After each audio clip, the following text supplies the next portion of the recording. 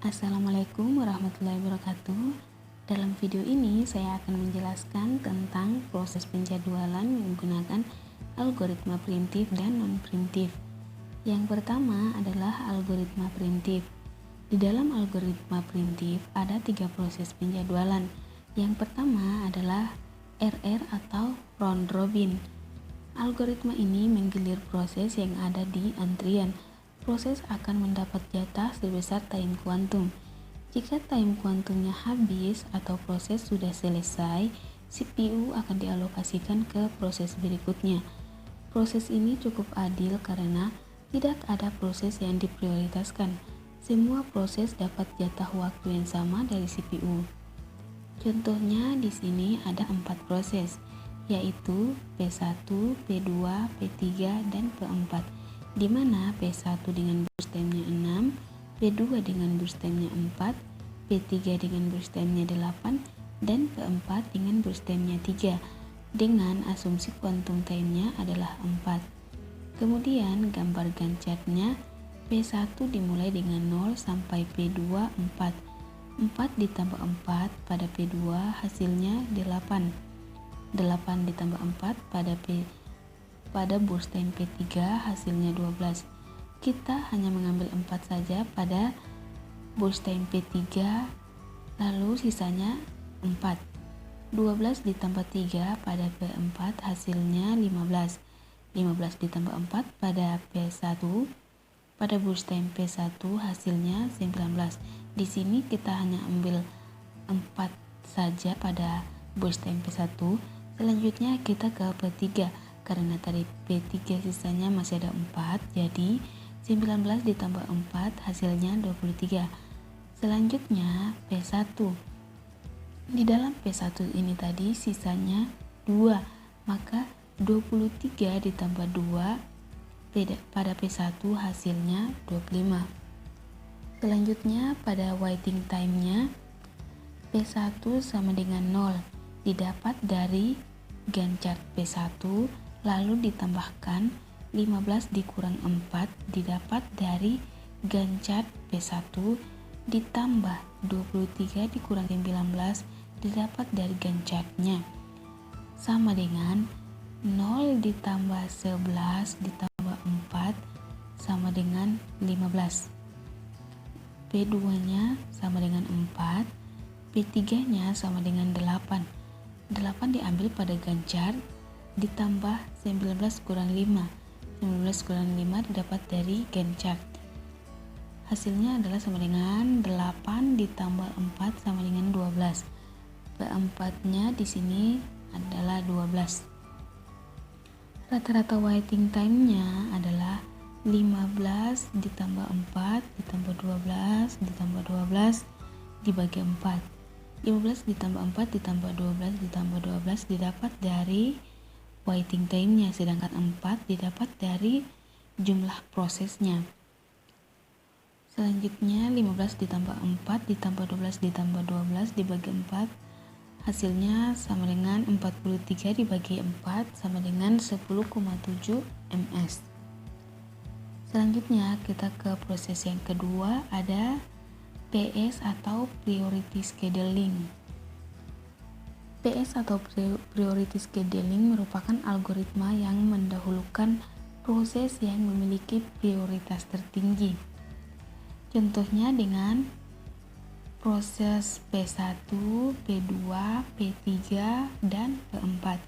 Dengan P1 memiliki burst time 12 dan prioritasnya 2, P2 memiliki burst time 4 dan prioritasnya 3, P3 memiliki burst time 2 dengan prioritasnya 2, P4 memiliki burst time 2 dengan prioritasnya P4 memiliki burst time 4 dengan prioritasnya 5. Lalu pada gambar Gantt chart-nya dimulai dengan P3 sama dengan 0, karena pada P3 prioritasnya yang paling kecil di antara P1, P2, dan P4.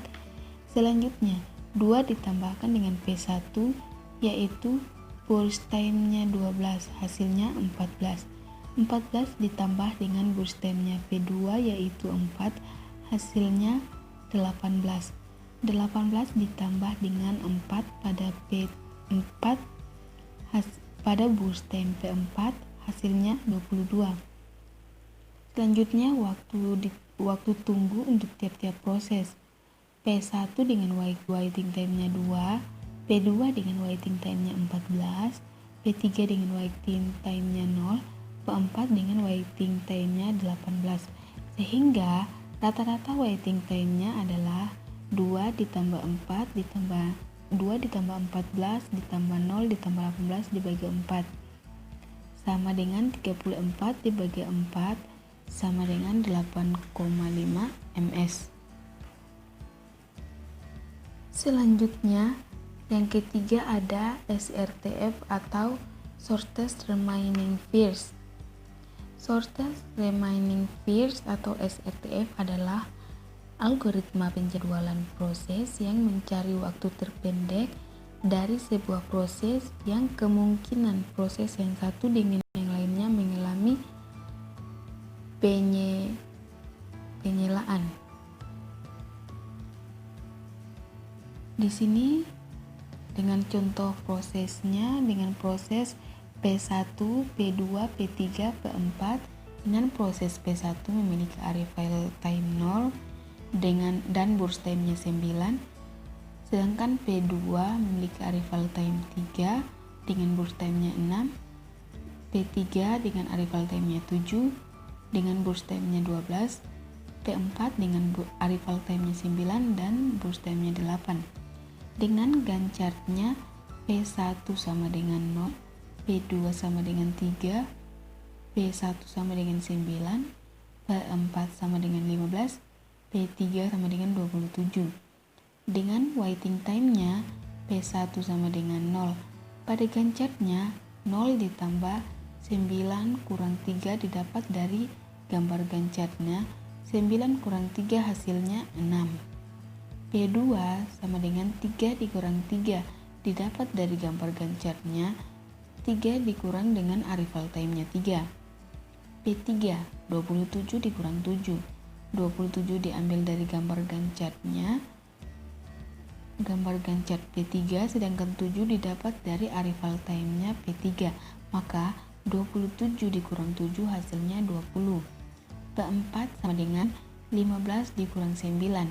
Pada gambar gancarnya P4, 15 dikurangi dengan arrival time-nya P4, 9, hasilnya 6. Rata-rata waiting time-nya 6 ditambah 0 ditambah 20 ditambah 6 dibagi 4 sama dengan 32 dibagi 4 sama dengan 8 ms. Selanjutnya algoritma non-preemptive. Di dalam algoritma non-preemptive juga ada 3 proses penjadwalan. Yang pertama adalah FIFO atau first in first out. FIFO diartikan sebagai proses yang tiba lebih dulu akan dilayani lebih dulu. Jika ada proses yang tiba di waktu yang sama, maka pelayanan mereka dilaksanakan melalui urutan mereka dalam antrian.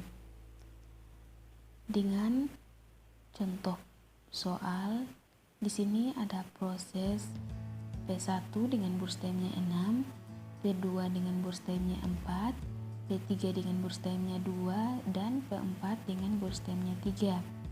Pada gambar gancarnya, P1 dimulai dengan 0 dengan nilai burst time-nya 6, ditambahkan dengan nilai burst time yang paling rendah yaitu P3 dengan burst time-nya 2. Hasilnya 8. 8 ditambahkan dengan burst time-nya P4 yaitu 3, hasilnya 11. 11 ditambahkan dengan burst time-nya P2 yaitu 4, hasilnya 15. Untuk waiting time-nya P1 sama dengan 0, P2 sama dengan 11, P3 sama dengan 6, P4 sama dengan 8. Rata-rata waiting time-nya 0 ditambah 11 ditambah 6 ditambah 8 dibagi 4 sama dengan 25 dibagi 4 sama dengan 6,25 ms.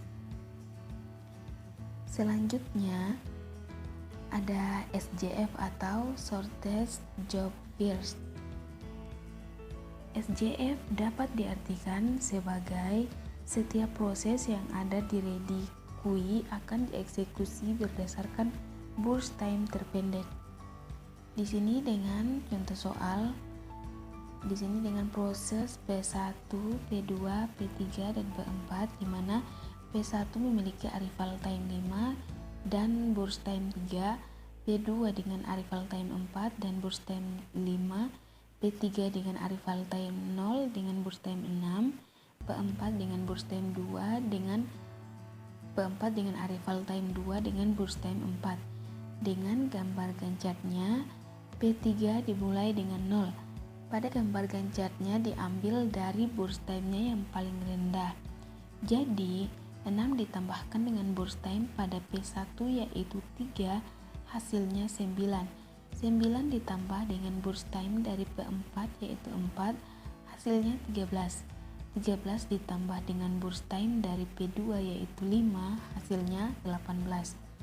Waiting time-nya adalah P1 sama dengan 6 dikurang 5 sama dengan 1. 6 didapat dari Gantt-chartnya, 6 didapat dari Gantt-chart P1, 5 didapat dari arrival time P1. Selanjutnya P2, 13 dikurang 4 sama dengan 9. 13 didapat dari Gantt-chart P2, sedangkan 4 didapat dari arrival time P2. P3 sama dengan 0. Pada gambar Gantt-chart 0 dikurang arrival time 0 hasilnya 0. P4 nya sama dengan 9 dikurang 2 sama dengan 7. 9 yaitu Gantt-chart dari P4 dan 2 merupakan arrival time dari P4. Sehingga rata-rata waiting time-nya adalah 1 ditambah 9 ditambah 0 ditambah 7 dibagi 4 sama dengan 17 dibagi 4, hasilnya sama dengan 4,25 ms. Selanjutnya, proses yang ketiga adalah HRRN.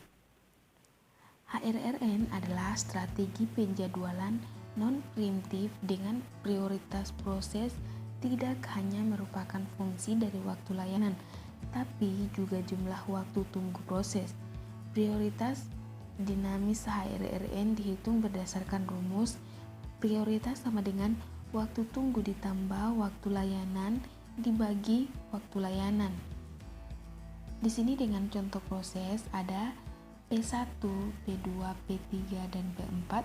Pada P1 dengan arrival time-nya 0 dan burst time-nya 8. P2 arrival time-nya 2, burst time-nya 7.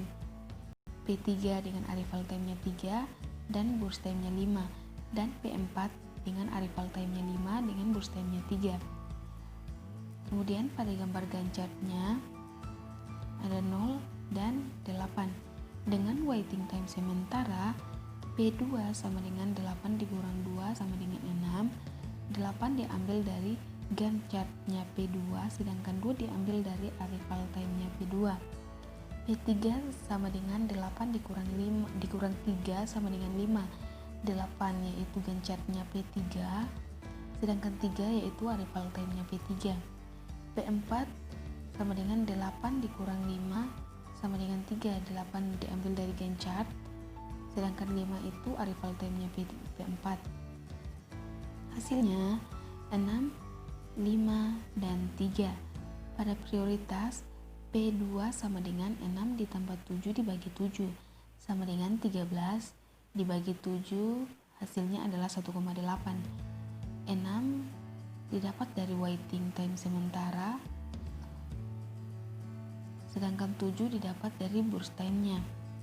P3 sama dengan 5 ditambah 5 dibagi 5 sama dengan 10 dibagi 5 sama dengan 2. 5 didapat dari waiting time sementara, sedangkan 5 lagi didapat dari burst time-nya. P4 sama dengan 3 ditambah 3 dibagi 3 sama dengan 6 bagi 2 sama dengan 3. 3 merupakan waiting time sementara, sedangkan 3-nya lagi merupakan burst time-nya. Nah, karena pada proses P2 mempunyai prioritas lebih tinggi, maka P2 akan dieksekusi setelah P1. Sehingga gambar Gantt-chartnya menjadi P1 dimulai dengan 0, kemudian 8, pada P2 8 ditambahkan 2 pada arrival time P2 hasilnya 10. Kemudian P3, 10 ditambahkan 3 pada arrival time P3 hasilnya 13. Kemudian P4, 13 ditambahkan 5 pada arrival time P4 maka hasilnya adalah 18. Sehingga waiting time-nya menjadi P1 sama dengan 0, P2 sama dengan 8 dikurang 2 sama dengan 6, 8 didapat dari gancarnya, gancar P2, 2 didapat dari arrival time P2. P3 nya sama dengan 10 dikurang 4 sama dengan 6, 10 didapat dari gancar P3, 4 didapat dari arrival time P3. P4 sama dengan 13 dikurang 5 sama dengan 8, 13 didapat dari gancar P4, 5 didapat dari arrival time P4. Sehingga rata-rata waiting time-nya menjadi 0 ditambah 6 ditambah 6 ditambah 8 dibagi 4. Hasilnya adalah 20 dibagi 4 sama dengan 5.